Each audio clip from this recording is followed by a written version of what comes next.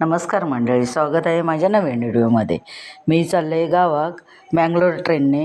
Mangalore train मी धावत धावत lady डबो पकडलं आहे, कारण डबो इंजनच्या पुढे गेलेलो. पुढे म्हणजे गावी जातो ना आपण, त्या साईडला लेडी डबो तसं फुल झालेलो होतो. तसं गाडी इली ठाण्यात गाडी इल्यावरती आम्ही गर्दी फुल झाली. ही गुलाबी ड्रेसवाली जी बाई दिसता तिचं नवरो जबरदस्तीन आणि अजून एक माणूस जो दरवाजात हा, ते दोघे आतमध्ये चढले. त्याका आम्ही सगळ्यांनी समजवलं की लेडीज डबो हा, तर तो हात करून कसो भांडता तो बघा लेडीज बरोबर. आणि मेन म्हणजे दुसरा, तो अंगावरती धावून येत होतो महिलांच्या.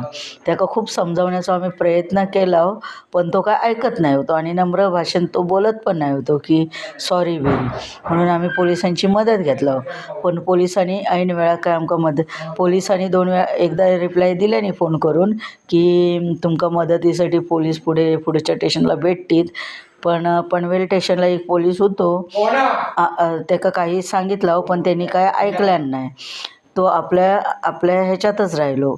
उलट तो आमका समजावून लागलो की दरवाजा बंद करून घ्या म्हणून, पण त्यांनी काय ॲक्शन घेतल्यानंच नाही पोलिसांनी. मग असे पोलीस करतात, ह्यासाठी गुन्हे तर वाढतात ना. पोलिसांनी मदत महिलांका केली पाहिजे होती. ही गोष्ट त्याची चुकीची हा की नाही.